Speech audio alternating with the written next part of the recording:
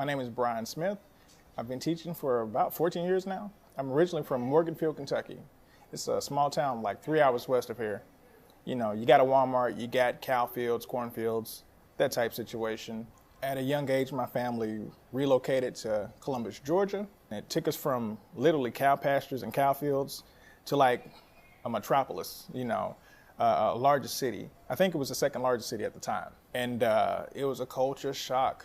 We went from saying hi to cousins and aunts and uncles and knowing people that had our best interests at heart to going to a city that was like, you don't speak to people, you don't wave to people, and you are pretty much so isolated with your immediate family.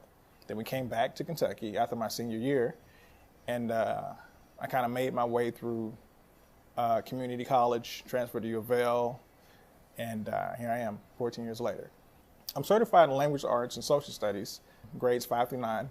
I started off at Thomas Jefferson Middle School, and I taught a variety of grades, 6th through 7th grade, 6th, 7th, and 8th, both content areas for about 8 or 9 years, I reckon. And then I transferred to Knoll Middle School, teaching the same content, varying within the grade. And then I transferred here to Olmsted North. I've taught 8th grade language arts so far, 8th grade history, and this year I'm teaching 6th grade social, which technically is 7th grade, the old 7th grade because they switched the content around. And this is my 3rd year here at all boys. I find a tailored approach every year, depending on the school or the community that the kids belong to. Currently, like we're here at Olmsted North, teaching all boys, I realize that a significant portion of our kids go through so much trauma and drama at home. I literally pass up kids in the hallway that are crying on the weekend because they're going to have 48 straight hours of just negative experiences. And so my style is to acknowledge the whole kid. First of all, I identify them as gifted and talented. I identify them as creative. I identify them as having a purpose. And I tell them there's two of the most important things I'm going to teach you this year. Everything else is great. If you get it, great. If you remember it, wonderful. But the two most important things I'm going to teach you is, 1, your purpose here on earth and what you're meant to do. And then 2, who you are as a learner. Because if you know who you are as a learner, you know how your brain works, and you know the tools that you need to be successful, I can drop you off at the University of Louisville right now, and you can figure your way around. So I teach each kid as if they're going to be my boss 14 to 20 years from now.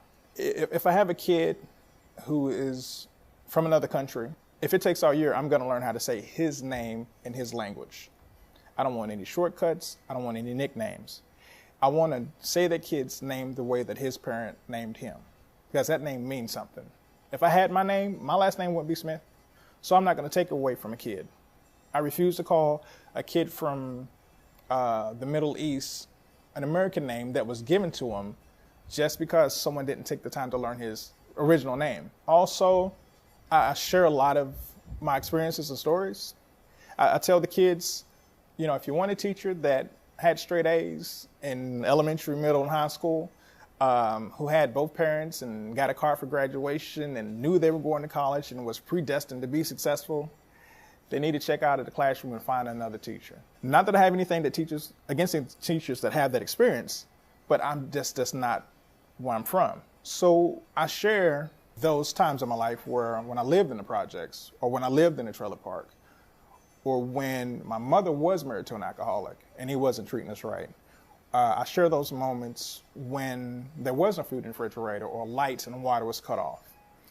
And I simply just tell them, if you're experiencing anything like that, you may not be able to make decisions for yourself because you're under someone else's parental guidance or guardianship. But when you get older and you can step up to the plate, you can do this. And you can do it better than I'm doing it. You can go farther than me, because if you're listening to me now, you're already 3 times smarter than I was when I was your age. So come on. Let's get over this. Let's close the gap. Because some folk don't want it closed. I'm jumping in the gap, and I'm going to spread my arms out so folk can walk across. Being a teacher isn't about being perfect or having all the answers. It's really about, can you meet students where they are? Can you see a spirit or a soul inside that kid's body? And can you care enough to say, come on, because I want you to win. I want you to win so much that even when you leave my class, when you go to high school, or when you go to college, I want you to know that you can still email me and I still got your back. Because I'd much rather see you on the news walking across U of L stage or UK stage or Spalding stage or Bellarmine or JCTC or wherever than to see you on the news because you had to go out and do something illegal because you were hungry, you were trying to take care of your family. If you can have that conversation with yourself, if you can translate that love and that kindness toward people, this is the place.